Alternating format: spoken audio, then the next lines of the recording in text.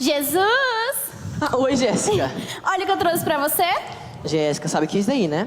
Sim, claro. Jéssica, esse é o banco das suas decisões.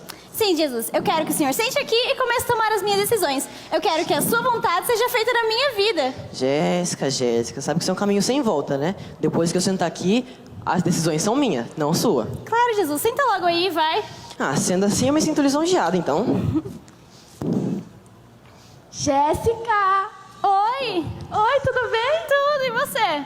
Ah, eu tô bem, sabe? Eu tava pensando mesmo em você. Sério? Eu tive uma ideia maravilhosa. Pode Você falar. vai amar, hein? Pega o seu cartão Ah? e vamos às compras! Amiga, você não tá entendendo. Eu precisava mesmo no shopping. Eu vi um tênis esses dias que, meu Deus, você não tá entendendo. Tênis. Sim. É, um tênis, mas assim, vem cá. Sua mãe não tava com problemas financeiros, precisando pagar umas contas? É, bobinha, ela tá. Mas eu invento qualquer coisa, ela nem vai perceber. Ah, se for assim, fechou. Não. Não sei que horas. Não sei que horas. Qual o problema da gente ir no shopping, né? Mas assim, umas 10 horas eu passo na sua casa e a gente vai, beleza? Ah, então tá, fechou. Fechou. Tá. E aí, Jéssica, tudo bom? Que bom. Jesus, Oi. o que aconteceu? Eu que te pergunto, o que aconteceu? Ah, tá. A minha amiga veio aqui, Sim, ela me convidou pra ir no shopping. isso mesmo. Eu não vi problema em ir no shopping com a minha amiga. Tá. Só que aí o senhor disse que não. É porque é a minha decisão. Ah, mas eu não concordei. Tá, mas qual o problema com a minha decisão? Problema nenhum. Esse é o ponto. Qual é o problema de eu ir no shopping com a minha amiga? Jéssica, você mesma disse. Ela tá com problemas financeiros e tem que economizar. Mas isso é só um detalhe, né? Não é não. Mas tá bom, vamos mais uma vez, beleza? Tá, beleza, Jesus. Tá sendo um pouco mais difícil do que eu pensei, mas eu vou conseguir agora. Tá bom, agora vai, hein? Eu entendo. Beleza. E aí, Luiz, como é que você tá, cara? E beleza? O que você tá fazendo aqui, mano? Tava mexendo no celular, tu. Mano, tava jogando bola, velho. Lembrei da festa de ontem, moleque. Festa top. Que tenho balada. repetir. Ô, mano, peguei geral. Pegou quantas você? Ah, fala você primeiro. Fui pra participar, né? Você sabe, né? Conta aí você. Ah, peguei 12h30, pô.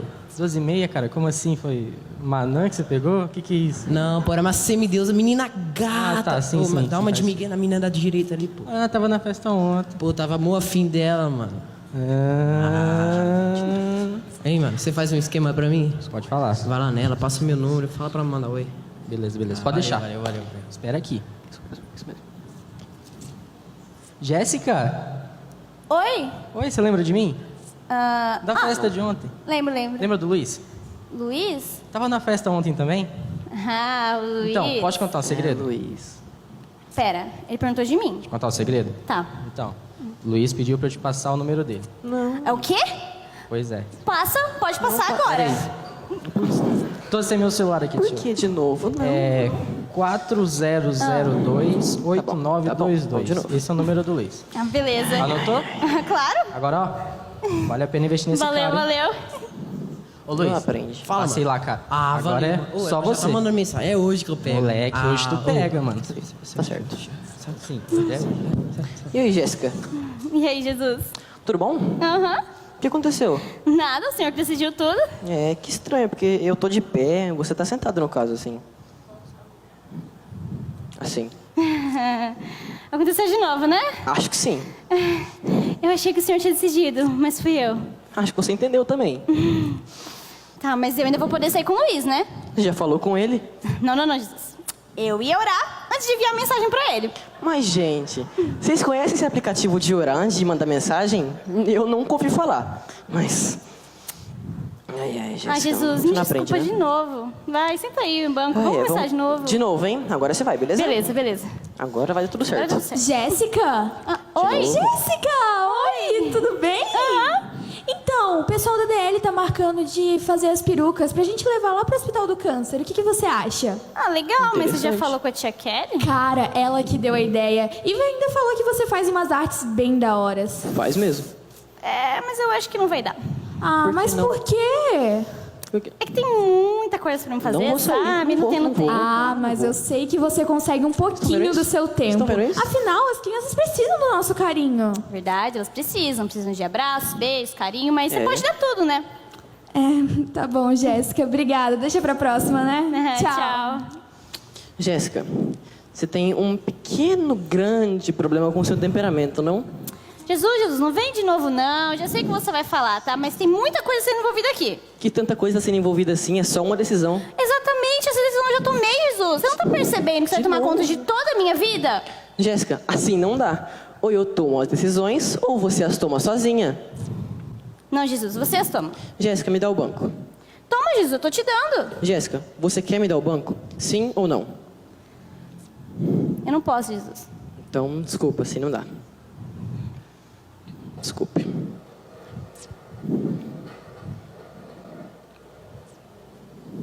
Não se amoldem ao padrão deste mundo, mas transformem-se pela renovação da sua mente, para que sejam capazes de experimentar e comprovar a boa, agradável e perfeita vontade de Deus. Romanos 12:2.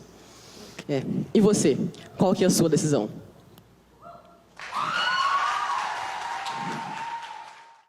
Muito bem, vamos ver quem vai sentar no banco das suas decisões? Quem toma as decisões por você? Quem? Você já conseguiu imaginar isso, perceber isso? Eu quero ler para vocês um texto muito interessante, que fala exatamente sobre isso. E é sobre isso que vamos refletir neste culto. Abra sua Bíblia aí. Lucas capítulo 6, versículos 48 e 49. Vou ler só 2 versículos. Na realidade eu vou ler do 46 até o 49, ok? Lucas 6, eu vou ler do 46 ao 49. Se você tem um aplicativo no seu celular da Bíblia, coloque aí no modo silencioso e pode abri-lo também. Tem a Bíblia, folheie as folhas e vamos ler. Eu vou ler, então acompanhe na sua Bíblia. Olha o que Jesus disse. Por que vocês me chamam Senhor, Senhor, e não fazem o que eu digo? Eu mostrarei com quem se compara aquele que vem a mim, ouve as minhas palavras e as pratica. É como um homem que, ao construir uma casa, cavou fundo e colocou os alicerces na rocha. Quando veio a inundação, a torrente deu contra aquela casa, mas não a conseguiu abalar, porque estava bem construída.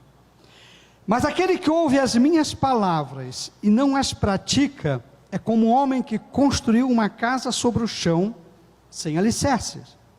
No momento em que a torrente deu contra aquela casa, ela caiu e a sua destruição foi completa. Amém? Aqui a casa é a sua vida. É a minha vida, é a nossa vida. Deixa eu falar desse texto. Jesus tinha iniciado seu ministério, ele estava na Galileia, e ele começou a pregar, ele começou a ensinar, e ele começou a falar sobre transformações de vida, sobre o domínio de Deus na vida das pessoas, falar sobre o reino de Deus. Ele ensinou muito sobre o reino de Deus. As parábolas falam sobre o reino de Deus. Mas muitas parábolas conectam o reino de Deus com a igreja. A igreja é uma ferramenta do reino de Deus. O reino de Deus precisa e usa a igreja, mas o reino de Deus é muito mais.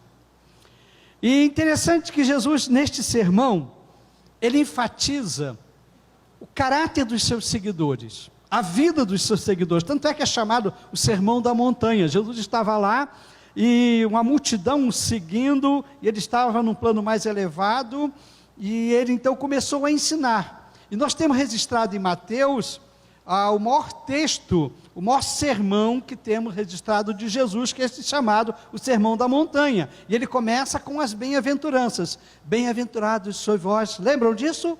Então, esse é o Sermão da Montanha.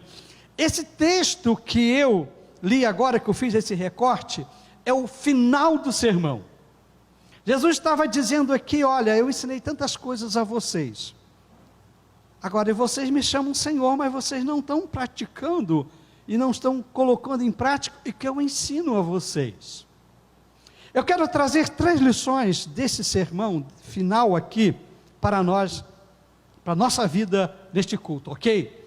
Então, você recebeu o esboço, tem aí o boletim, se você entrou aqui e recebeu o boletim, tem um esboço e tem uma lacuna, se quiser participar, para você levar para casa e acompanhar um pouco, lembrar do que eu preguei aqui, porque provavelmente você vai reter só 10% do que eu falar aqui. Botei no Data Show, vai reter um pouquinho mais. E levando para casa você vai poder aprender um pouco mais. Primeira lição que eu quero deixar, que esse texto na realidade deixe para nós. Confesse Jesus.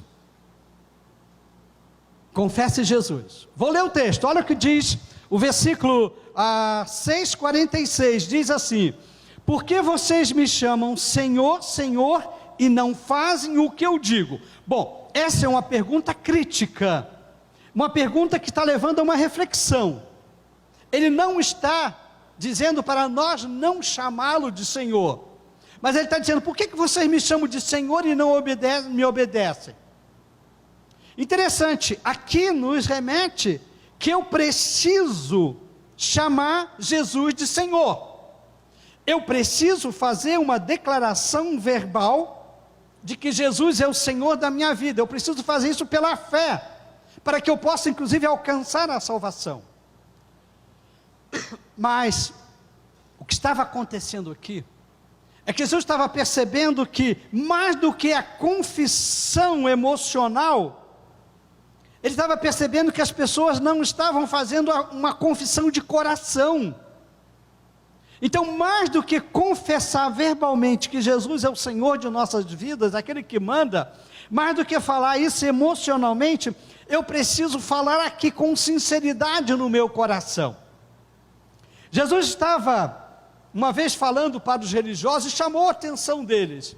Lá em Mateus capítulo 15, versículos 7 e 9, ele diz o seguinte: hipócritas, bem profetizou Isaías acerca de vocês, dizendo, este povo me honra com os lábios, mas o seu coração está longe de mim, em vão me adoram, seus ensinamentos não passam de regras ensinadas por homens. Percebe, ele está dizendo, olha, a adoração de vocês não vale, é em vão. Vocês vêm na igreja, vocês cantam, vocês oram, mas eu não estou recebendo essa adoração, porque vocês fazem de boca para fora, vocês não fazem com sinceridade, porque eu não sou o Senhor da sua vida, porque vocês me chamam Senhor, mas vocês não obedecem, vocês não praticam. E a pergunta então que eu faço para vocês neste culto aqui, quem é o Senhor da vida de vocês? Quem é aquele que você chama quando está em apuro? Você chama Jesus, você chama o Senhor, agora, será que Ele realmente é o Senhor? Quando Ele manda você fazer alguma coisa, você faz, você pratica? Algumas pessoas têm como Senhor de sua vida o dinheiro, que para eles o mais importante é o dinheiro. Para outros o mais importante é sucesso. Não, eu vou lutar para alcançar sucesso, não importa, tem que passar por cima de todo mundo, se tem que largar minha família, se tem que destruir relacionamento, mas eu quero sucesso. Outras pessoas têm como Senhor o sexo.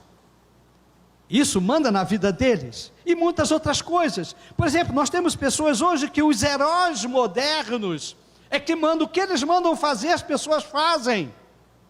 E é interessante que na era da tecnologia surgiu inclusive uma nova profissão, que é chamada Digital Influencer. Vocês já ouviram falar sobre isso?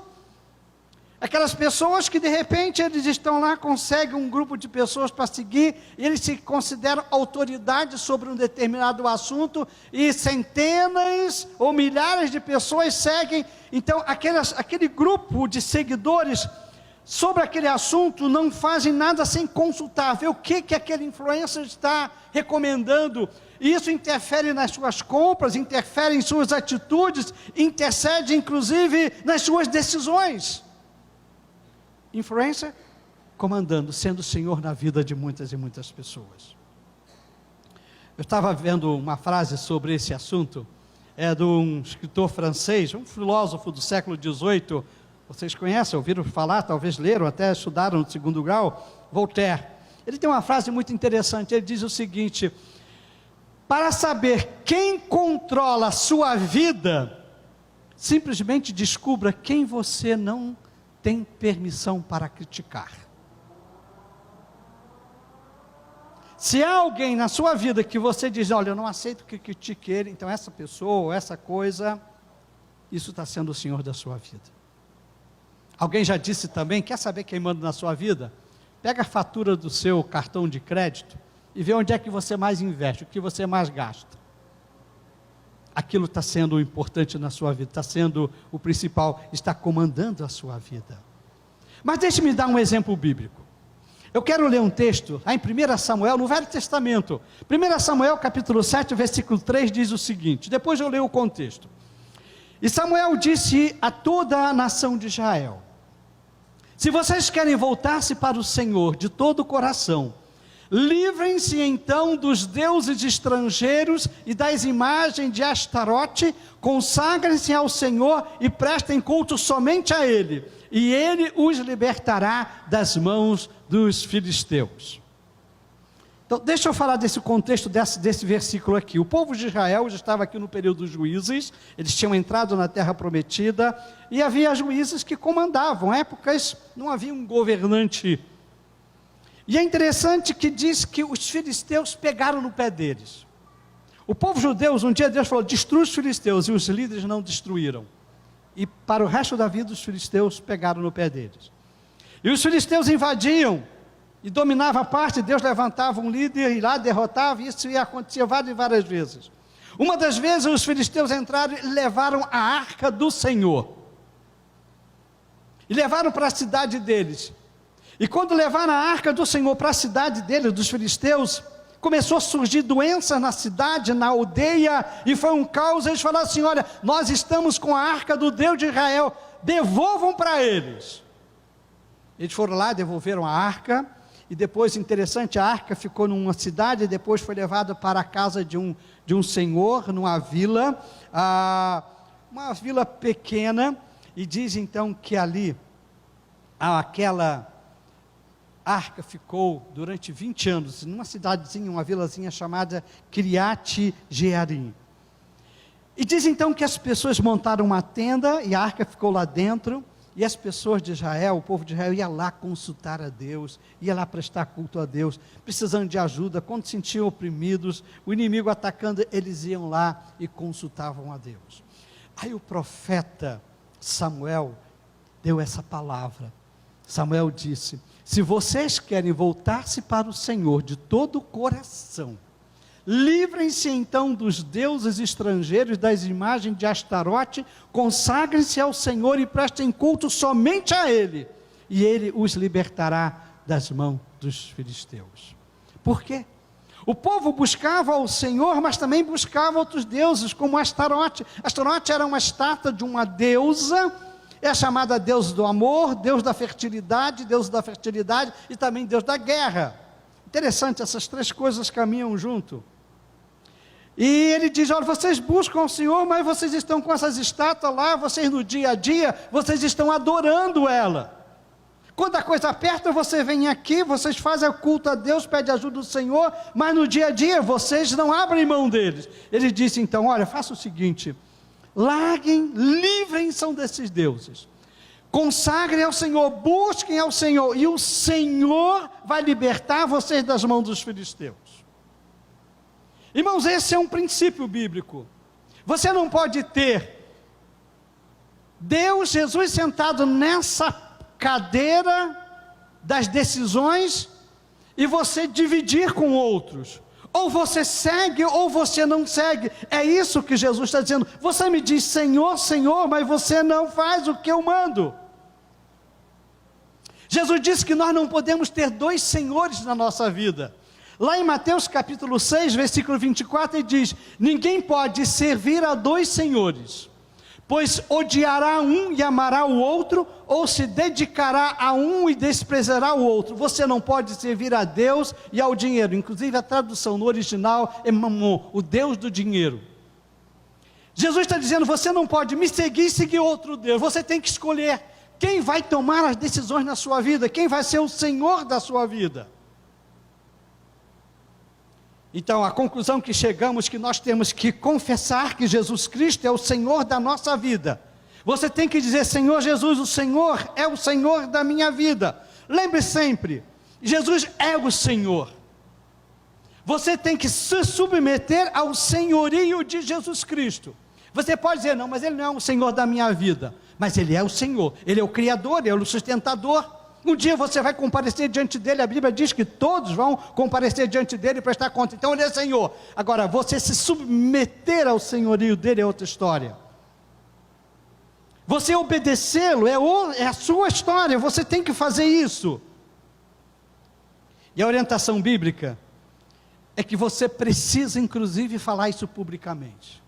Lá em João, capítulo 5, 1 João 5, 15, nós temos assim: se alguém confessa, olha só, publicamente, que Jesus é o Filho de Deus, Deus permanece nele e ele em Deus.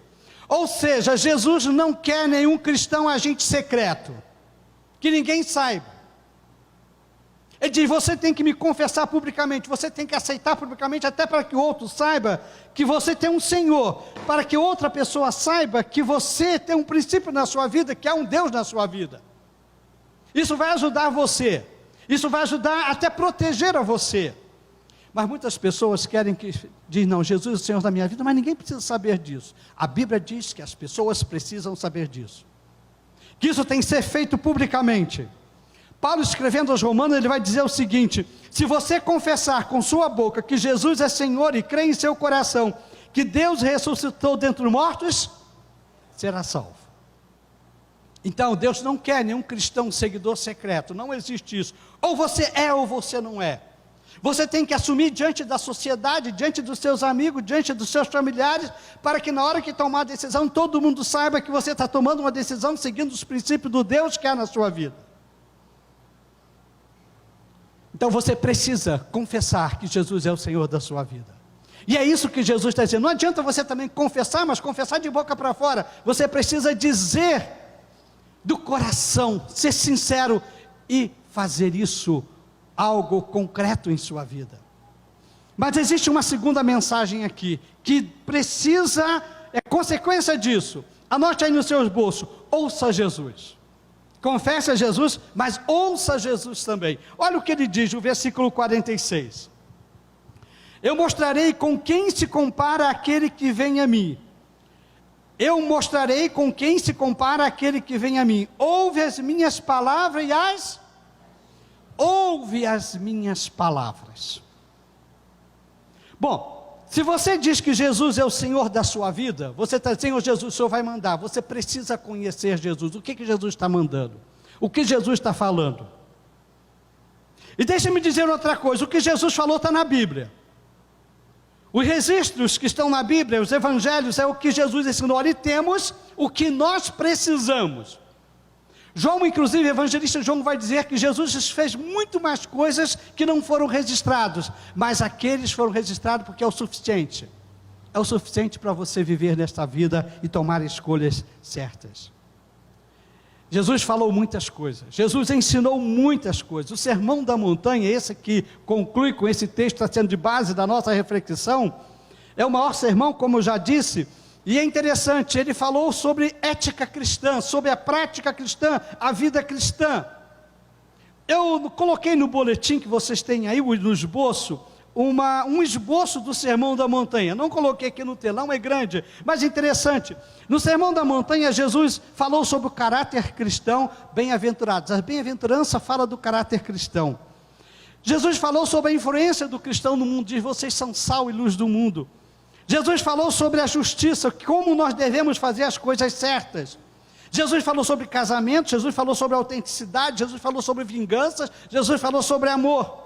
No Sermão da Montanha, Jesus falou da verdadeira religião. Qual é a religião do cristão? Veja no Sermão da Montanha, Mateus 6, de 1 a 18, onde ele fala de caridade, ele fala de oração e ele fala de jejum. Jesus falou sobre a ambição do cristão, ele falou dos relacionamentos que o cristão tem com o próximo, ele falou do compromisso que o cristão tem com Deus.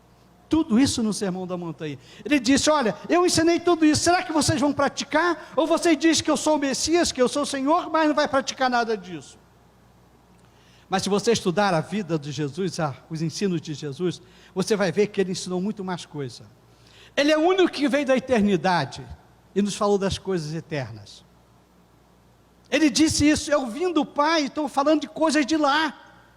Então você quer saber sobre a vida pós-morte, sobre a vida eterna, sobre o relacionamento com Deus? Jesus diz: eu vim e vou ensinar a você. Jesus falou sobre Deus, ensinou sobre Deus, Jesus ensinou sobre o diabo, Jesus ensinou sobre o pecado, Jesus inclusive ensinou quem ele era, Jesus ensinou sobre o Espírito Santo, Jesus ensinou sobre salvação, Jesus ensinou como viver aqui, Jesus ensinou sobre o céu e o inferno. Eu coloquei os versículos que falam sobre isso aí no esboço que vocês têm. Percebe? São verdades espirituais, são verdades que nos ajudam a viver aqui. E você precisa ouvir a Jesus e praticar, você precisa saber. Quantas vezes você faz coisas que desagradam a Deus porque você não sabe?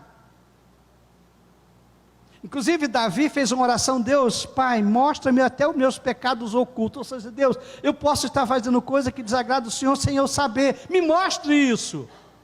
Leia a Bíblia, estuda a palavra de Deus, ouça Jesus Cristo. E é isso que Jesus está terminando o sermão dizendo: olha, eu estou ensinando tudo isso a vocês, agora vocês precisam ouvir isso, mas precisam praticar, precisam ouvir.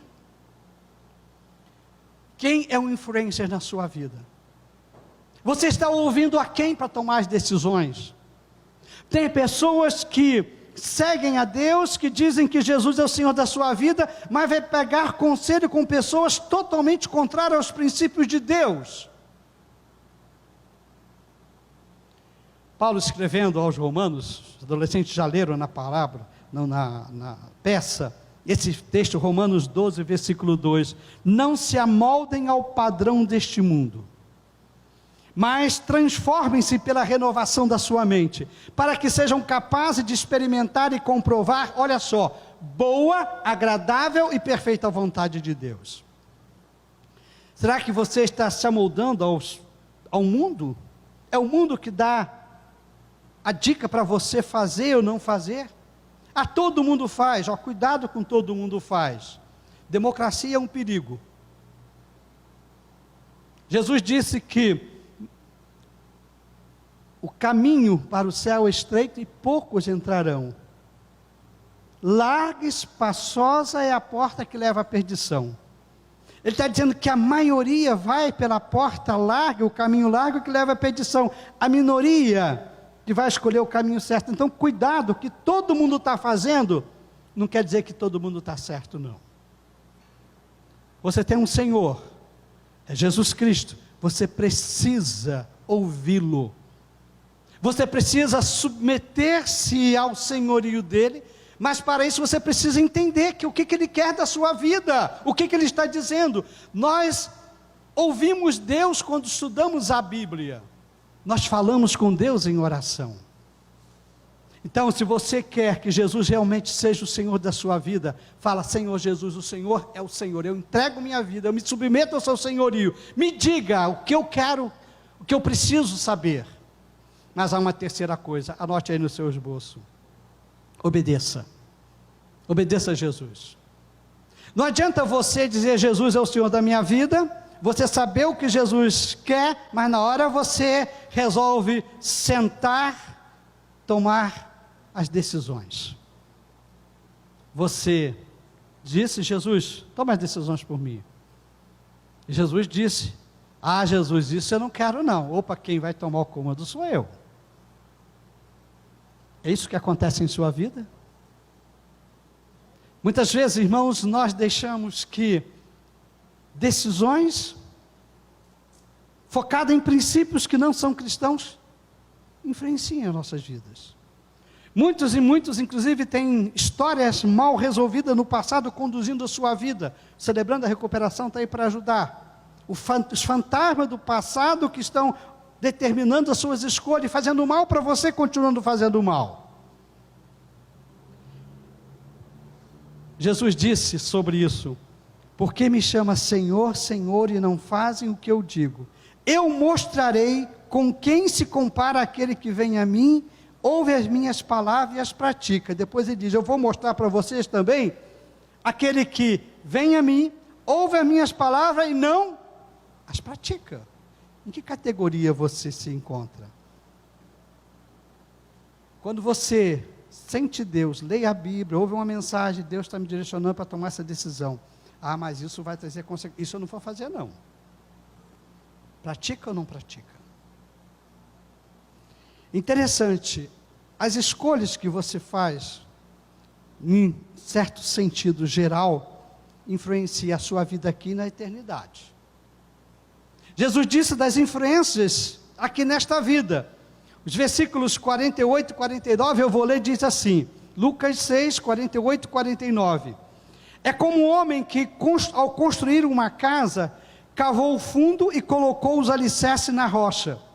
Quando veio a inundação, a torrente deu contra aquela casa, mas não a conseguiu abalar, porque estava bem construída. Mas aquele que ouve as minhas palavras e não as pratica, é como um homem que construiu uma casa sobre o chão, em algumas versões falam sobre a areia, sem alicerce. No momento em que a torrente deu contra aquela casa, ela caiu e a sua destruição foi completa. Lembre que casa aqui simboliza a vida. Se você sabe o que deve fazer e não faz, você está construindo sua vida sobre a areia. E é interessante nesse texto que ele fala que os dois vão sofrer as tormentas. Ou seja, os dois vão sofrer as lutas da vida. Você pode edificar a sua casa sobre a rocha, isso não quer dizer que você não vai ter problemas. Isso não quer dizer que você não vai ter que enfrentar o vendaval da vida. Aquele que construiu sua casa sobre a areia também vai fazer sobre isso. A diferença é, um conseguiu sobreviver e outro a casa caiu. Então, se você sabe o que fazer, se você sabe qual é a vontade de Deus, o que Deus diz para você fazer e você não faz, quando as lutas chegarem, você vai ter uma queda muito grande, você vai sofrer muito. Mas se você faz o que Ele manda, Ele está dizendo, vai ter problema também. No mundo tereis aflições, mas quando vier, você vai estar firme, você vai estar sólido, e você vai sair vitorioso disso aí.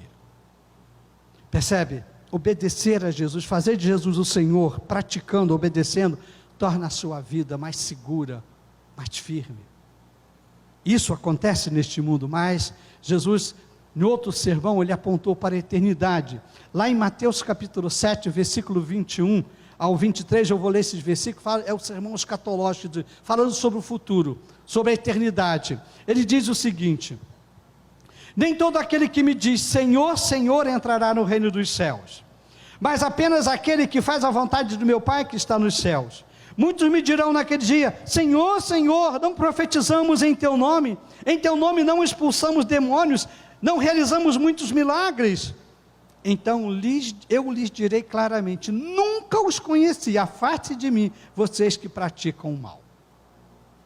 Percebe, irmãos? Ele está dizendo de um outro grupo, que chama Jesus de Senhor, inclusive que profetizam, que pregam, inclusive que fazem milagres, inclusive que expulsam demônios. Jesus está dizendo aqui, mas ele diz, eu não conheço, eles estão fazendo isso, mas não são meus, eu não conheço. Chegar na eternidade, eu diria, eu não conheço vocês, afastem-se de mim. Por quê? Fala de Jesus, que é o Senhor, mas não pratica o que Ele manda. E no sermão, inclusive, ele vai falar da árvore que produz frutos ruins. E diz, pelos frutos os conhecereis. Muitos estarão nos céus, mas muitos não estarão. Eu tenho uma piadinha para contar.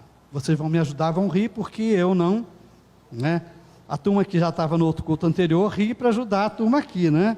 Tá? Faça esse favor, né? Porque eu sou ruim de contar piada. Dizem até que eu não sou pastor, que todo pastor tem piada, eu não tenho. Então, quando eu tenho uma, eu tenho que, né? Aí eu fico suando aqui, será que eles vão rir ou não, né? Mas a piada é o seguinte, eu acho que tem base bíblica. Quando chegar no céu, vamos ter 3 surpresas. A primeira surpresa é, ufa, eu cheguei, né? Você morreu, onde que eu estou? Estou no céu, que bom.